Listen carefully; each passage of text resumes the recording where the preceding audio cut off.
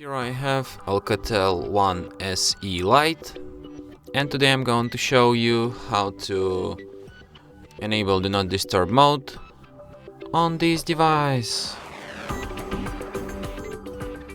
So firstly you should go to the upper bar, and here you can find the button Do Not Disturb. So by tapping on it once you can switch this mode. By holding a finger on it you can access some of its settings. For example, you can add exceptions to this mode. It could be calls, it could be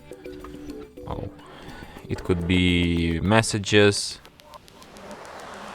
it could be alarms, media, sounds, touch sounds, and so on.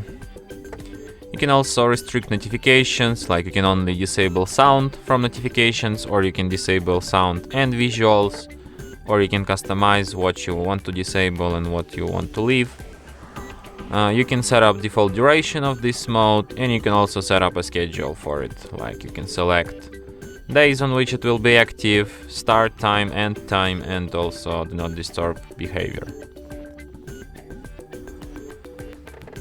And that's it. Thanks for watching. If you find this tutorial useful, don't forget to hit that like button and subscribe to our channel.